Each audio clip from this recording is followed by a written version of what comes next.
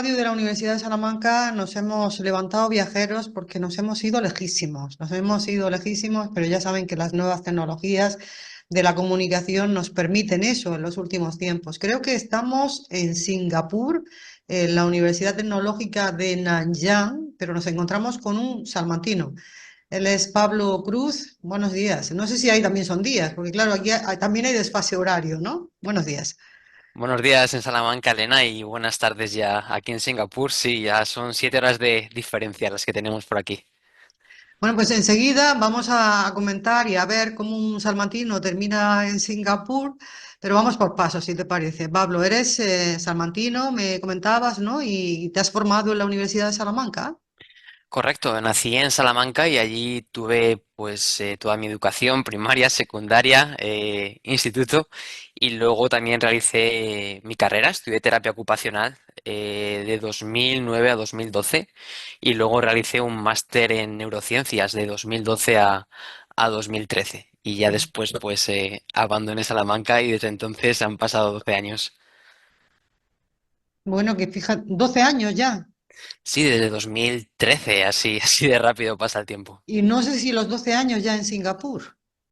No, pues tuve un año en Alemania, luego tuve unos, creo que fueron en total 9 años en Hong Kong y luego 2 años en Singapur. Aquí llevo 2 años solo. 2 años en Singapur. ¿Y cómo te ha llevado la vida tan lejos? Pues está lejísimo. ¿Cuántas horas de avión hay desde Salamanca o desde Madrid a Singapur? Si es un vuelo directo, debería de ser unas 14, 15 horas. Si tienes escala, bueno, pues depende, allá juegan muchos factores. Pero sí, a la hora de planificar un viaje tienes que contar un día de viaje y otro de vuelta.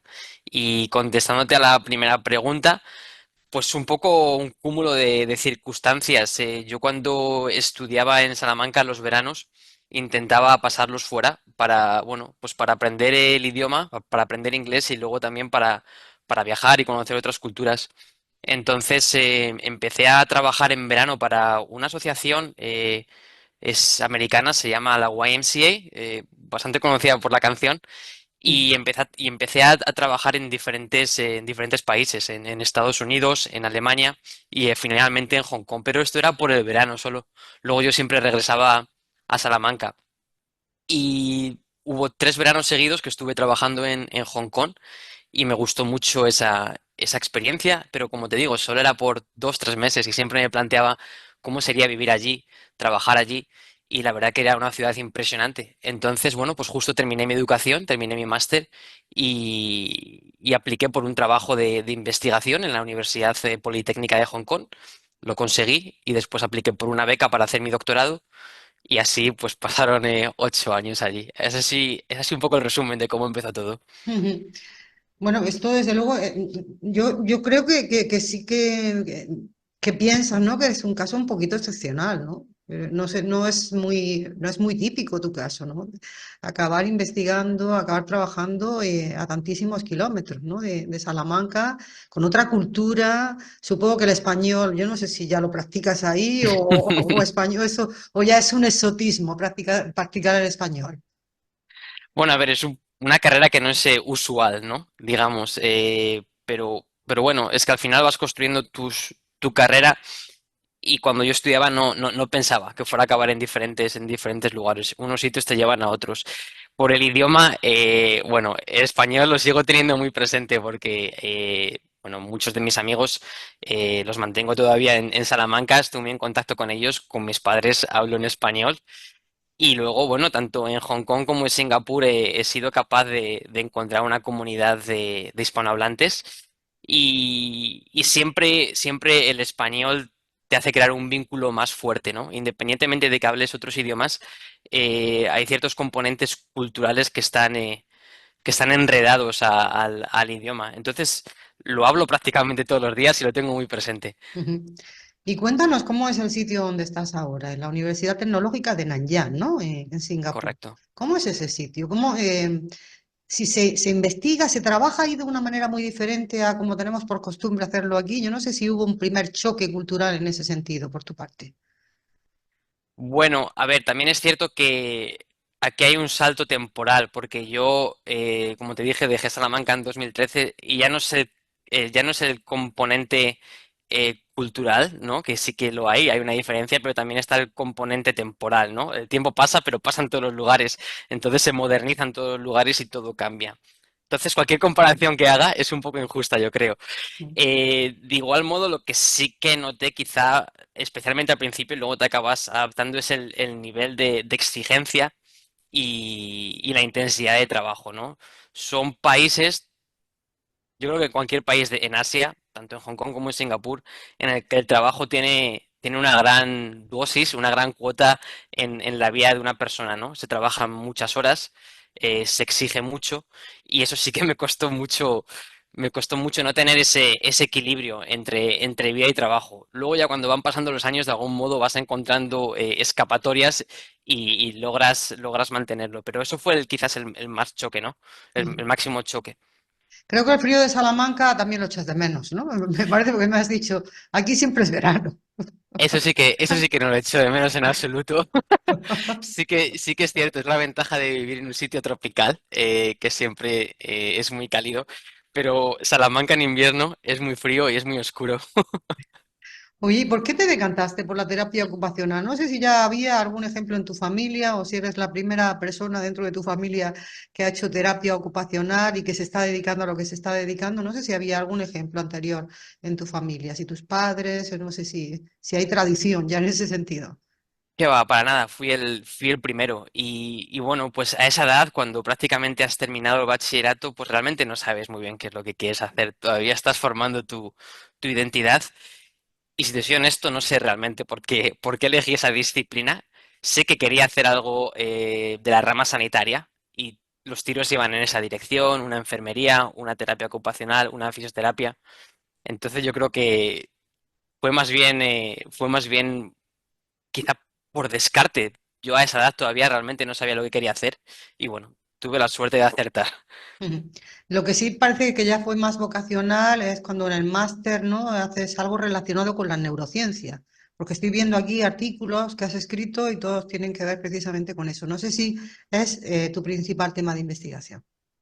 Sí, sí, lo que es el estudio del cerebro, su fisiología, su patología, las enfermedades que ocurren, diseñar posibles intervenciones. Sí, yo empiezo a estudiar terapia ocupacional y empiezo a notar mucho interés por todo lo que ocurre en el cerebro, ¿no? Y entonces luego ya me fui especializando más hacia la neurociencia y luego hacia la neurorehabilitación y es mi interés, es lo que realmente disfruto cuando empleo mi tiempo de trabajo y yo creo que es lo que voy a seguir realizando. Ujú. Oye, ¿se ha avanzado mucho en el descubrimiento del cerebro en los últimos tiempos, de cómo funcionan los mecanismos cerebrales? O desde Ramón y Cajal aquí ha habido poco avance. Cuéntanos un poco cómo se encuentra el estado de la cuestión. ¿Cuánto hemos avanzado en conocer cómo funciona un cerebro humano? Que también supongo que evoluciona el cerebro, ¿no? Cómo evoluciona el ser humano. Claro, claro, claro, el cerebro evoluciona porque también depende de la dimensión del tiempo. Se ha avanzado y se ha avanzado muchísimo a la velocidad de la luz, simplemente con los avances que hemos tenido en física para poder estudiar el cerebro, ¿no? Técnicas como electroencefalograma, como técnicas ya más precisas, como puede ser un fMR, eh, nos permiten analizar por completo el cerebro en una cuestión temporal y espacial. Entonces conocemos mucho, cada vez conocemos más, pero desconocemos todavía mucho más y por eso tenemos que seguir trabajando.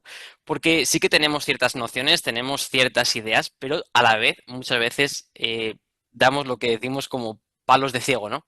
Y a veces acertamos, pero a veces no sabemos realmente qué es lo que estamos haciendo. Es un poco como un ensayo-error, pero si nos remontamos a los tiempos de Cajal o incluso en los últimos 20 años, todo es muy rápido, todo evoluciona muy rápido. La competencia es muy grande, incluso en el sector académico.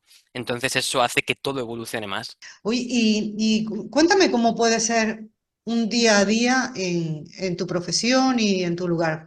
Cuéntame cómo se desarrolla el día. Me comentabas, ¿no? Que son otros ritmos de trabajo los que se tienen ahí, que al final termina uno acostumbrándose. Casi se vive para trabajar. Pablo, cuéntame un poco cómo enfocas un día normal en tu vida. Sí, en el día a día es mucho trabajo. Lo que sí que un cambio que es muy evidente respecto a los horarios españoles es todo lo realizamos antes, ¿no? En España quizá todo empieza más tarde, ¿no? El día. Yo me levanto muy temprano, 5 y pico de la mañana, y bueno, intento hacer pues mi actividad deportiva, bien salir a correr o ir al gimnasio, y después de eso empezar el trabajo. Luego, claro, si comparamos una ciudad como Salamanca, en la que te puedes transportar perfectamente pues andando, ¿no? En bici o dependiendo de donde vivas en coche, pero no tienes mucha necesidad. Aquí tenemos que planificar bastante lo que es el tiempo de transporte. A mí me lleva a llegar desde el trabajo a casa más de una hora, hora y cuarto. Eh, entonces, claro, ahí ya pierdes mucho tiempo, ¿no? Durante el día. Intento llegar al trabajo antes de las 8 de la mañana y comenzar a trabajar, mirar los emails, tener las primeras reuniones y bueno, cuando tengo tiempo, pues intento centrarme en poder leer y escribir artículos. Y almorzamos muy temprano también, entre las 11:30 y las 12 del mediodía y después pues seguimos trabajando. Hay días que tengo que ir al hospital, tengo pacientes y días que, bueno, recibimos pacientes en la universidad y hacemos estudios con ellos. Y ese es un poco el componente del trabajo, también trabajo administrativo y luego terminamos el día pues entre las 5 y las 6 de la tarde. Ujú. Ahí es cuando termina el trabajo, luego ya pues tienes que regresar a casa y cuando regresas ya prácticamente es las 8. Si te tienes que levantar a las 5 de la mañana te queda muy poco tiempo para disfrutar del día. Porque estamos hablando de una ciudad de ¿cuántos habitantes, Pablo? Es una Salamanca ciudad-estado. estaremos en torno a los 150, una cosa así, imagino yo, o 160.000 habitantes. ¿Cuántos habitantes tiene Singapur? Singapur actualmente tiene que estar entre 4 y 5 millones, casi 5 millones yo creo, y es una ciudad-estado, es decir, es una ciudad-país. Territorialmente es pequeña, entonces te encuentras zonas quizás densas, aunque también tiene su espacio natural, sus parques, pero sí que se puede llegar a notar, o sea, es la sensación de una ciudad grande, pero a la vez es un país. Ujú. No sé si muy oriental o muy occidentalizado.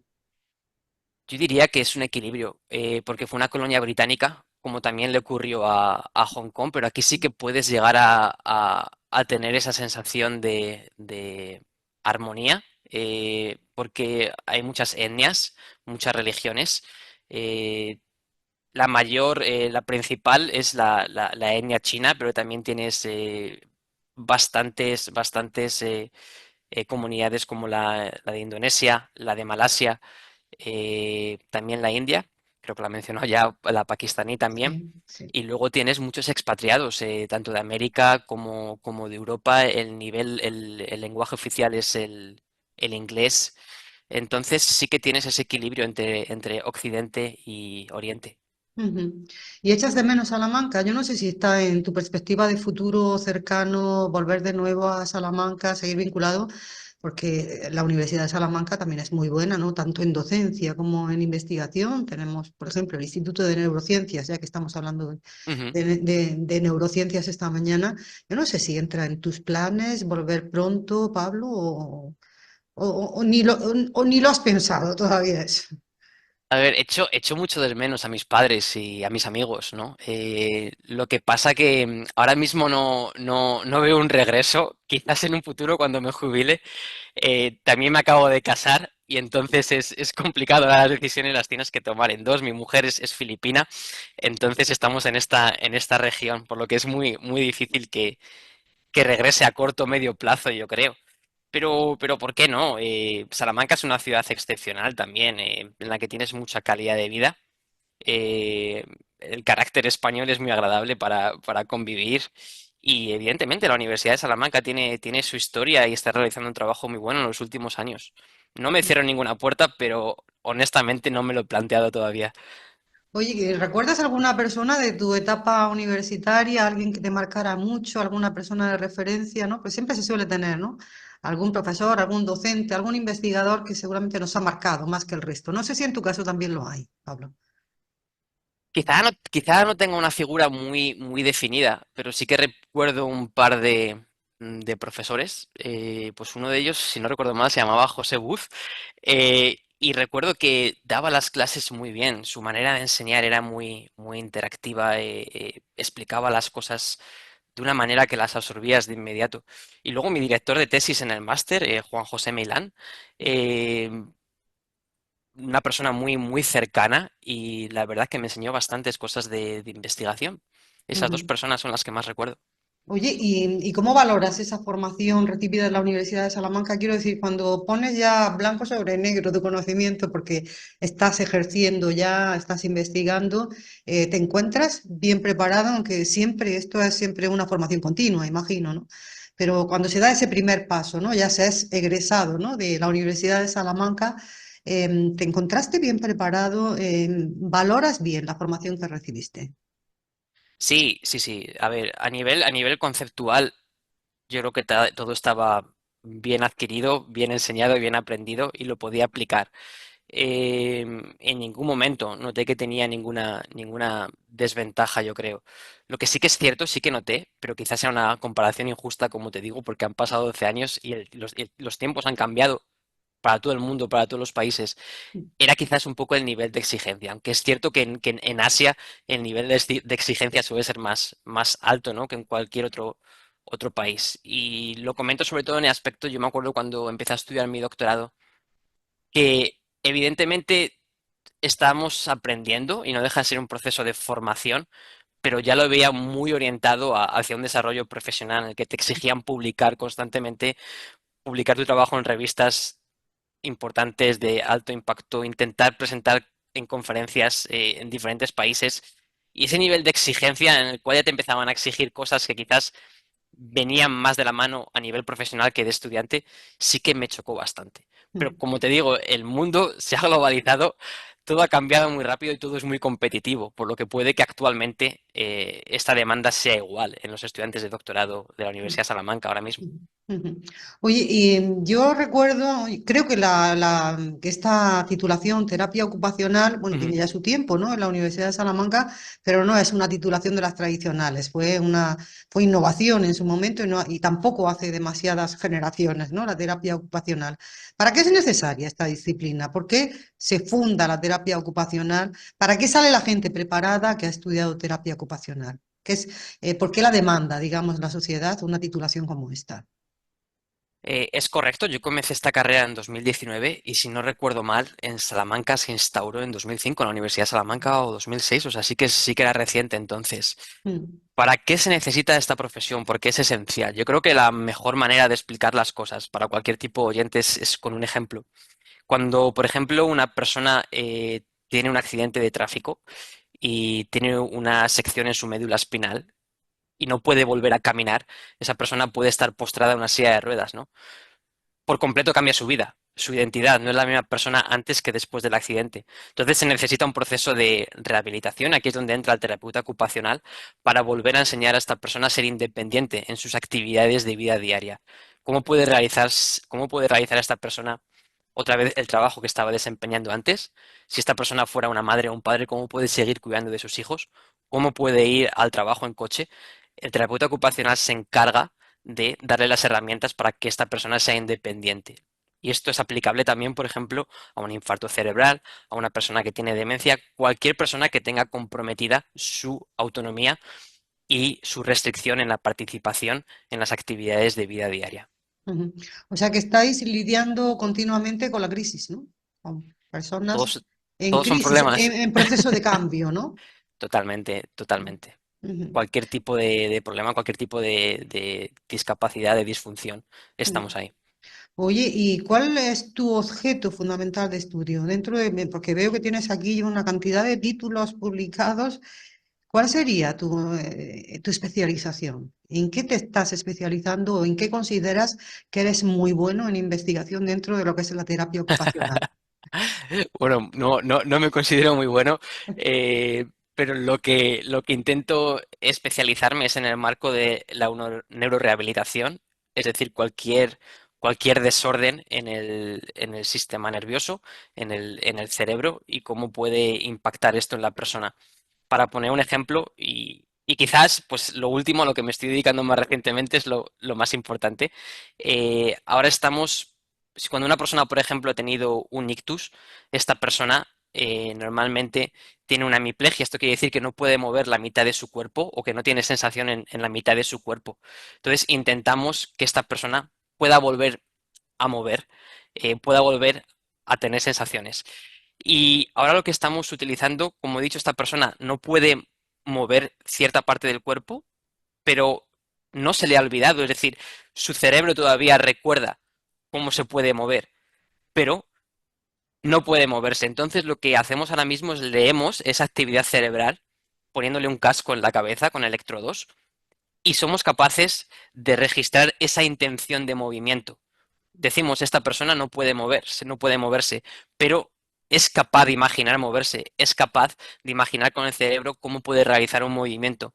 Entonces, nosotros adquirimos ese patrón neurológico a través de este casco y lo enviamos a alguna herramienta, algún robot que le hemos instalado previamente, por ejemplo, en su mano.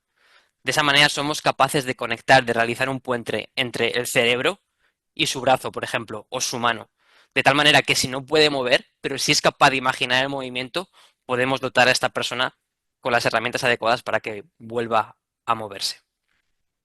Pues es interesantísimo, desde luego, parecería de ciencia ficción. Esto te lo cuentan hace 40 o 50 años y era pura ciencia ficción, ¿no? Bueno, son lo que tienen las interfaces cerebro-ordenador. Suena a ciencia ficción, pero es una realidad que estamos viviendo y que estamos investigando con el objetivo de que podamos traducirlo esto en el día a día, de que las personas puedan beneficiarse. Ahora mismo todavía estamos en una etapa de infancia, de desarrollo, pero que tiene mucho potencial. Ujú. Porque Pablo, seguramente si llegáramos a percibir todo lo que recuerda el cerebro, nos quedaríamos asombrados, ¿no? Porque yo creo que al final seleccionamos lo que más necesitamos, ¿no? Somos en ese sentido eficientes, pero si supiéramos todo lo que llega a recordar o todo lo que llega a almacenar un cerebro, desde luego sería impresionante, ¿no? Es todos los datos que tenemos ahí y que no somos Totalmente. conscientes de ello. Totalmente, es una máquina de procesamiento súper potente, ¿no? Y tiene que ser así, tiene que ser selectiva, porque si no sería abrumador, la verdad. Ujú. Oye, y en estas últimas tiempos, en estas últimas semanas, meses, aquella conversación que no hable de inteligencia artificial en algún momento no, no tiene mucho interés. Quería preguntarte también a ti, Pablo, la función que puede llegar a tener la inteligencia artificial en tu campo de investigación. Inteligencia artificial y cerebro humano. ¿Qué hay que esperar? ¿Qué hay que esperar de todo lo que evolucione la inteligencia artificial en relación con nuestro cerebro y con nuestra vida en general? Esta es una pregunta, supongo, muy difícil, ¿no? Es compleja, pero es que nos tenemos que adaptar. No queda otra porque ahora lo que nos está trayendo la inteligencia artificial es facilitar las cosas. Entonces, todo depende del uso que se le dé. A mí me parece una herramienta fascinante que puede llegar a optimizar nuestras funciones y es saberle dar un buen uso. De hecho, la investigación que te estaba contando ahora, que hacemos con esas interfaces cerebro-ordenador, está basada en la inteligencia artificial. Lo que hace Mm, es utilizar, es aprender del cerebro, ¿no? Entonces, tenemos que adquirirlo, tenemos que abrazarlo y tenemos que adaptarnos. Y por eso hacemos investigación, para ver si funciona o si no funciona. El tiempo dirá si todo esto es un boom y se queda en un boom o si realmente el mundo está cambiando como parece. ujú. Oye, Pablo, yo no sé si te acuerdas que dónde estabas hace 30 años o qué hacías hace 30 años, porque, bueno, serías pequeñito, ¿no? Hace Sí, hace 30 30 años. años, sí, estaría en la guardería, yo creo, ahora mismo. Estabas todavía en la guardería. Fíjate, no, te quería hacer esa reflexión porque me apetece mucho, ¿no? Que esta entrevista que estamos haciendo, una persona muy vinculada a la Universidad de Salamanca, que bueno, está haciendo una carrera, desde luego, muy meritoria, muy buena, en Singapur, nada menos. Me apetece mucho vincularlo también a una celebración que tenemos en la radio, en este curso académico, que estamos de cumpleaños, estamos de 30 años de aniversario. Y me gustaría, pues eso, vincularte también a ti, a nuestra celebración, y preguntarte, pues eso, si sueles consumir medios de comunicación, si conocías la radio de la universidad, si escuchas radio, o si te apetece, pues hacernos una pequeña reflexión o una pequeña felicitación por este aniversario. Pues mira, te voy a contar una anécdota. Yo participé una vez en un programa de la USAL cuando tenía, creo que 21 años, o sea, ahora ya 14, 15 años quizás. Em, y recuerdo que participé porque nos invitaron a ciertos estudiantes a hablar sobre ciertas intervenciones que se realizaban en rehabilitación. Esto era, si no recuerdo mal, era cinesiterapia, que era la terapia del movimiento. Mm. Y me acuerdo que fuimos una tarde y estuvimos grabando allí. Entonces, bueno, pues ¿quién me diría a mí que 15 años después estaría manteniendo ahora una charla contigo en el mismo, en la misma cadena? Y bueno, feliz cumpleaños, 30 años, a seguir cumpliendo 30 más y a seguir realizando este buen trabajo que estáis realizando, conectando a miles de personas. Bueno, la enhorabuena y las gracias siempre a ti, Pablo, por haber sido tan amable y de atendernos hoy para la emisora universitaria, que no sé si hay, imagino que también hay radios, ¿no? Hay emisoras de radio en Singapur, suponemos. Sí, bueno, cuando viene el taxi a veces escucho a los taxistas que la ponen, imagino que sí. Y si no, bueno, harán los podcasts, ¿no? Claro, claro, ahora es una nueva forma de consumo, pero al final sigue siendo radio. Pues no sé Claro. si te apetece mandar algunos saludos, algunos recuerdos, ahora que tienes la oportunidad, pues supongo que aquí tienes muy buenos amigos, tienes a tu familia también. No sé si te apetece despedirte precisamente pensando en ellos, con un mensaje para ellos. Sí, muchos amigos, muchos familiares, pero especialmente a mis padres que seguro que van a escuchar esto y les quiero mucho y les echo mucho de menos. Muy bien, Pablo, pues un abrazo muy fuerte, muchísimas gracias y esperemos pronto verte por aquí por Salamanca. Ojalá, muchas gracias, Elena. Un placer. Gracias.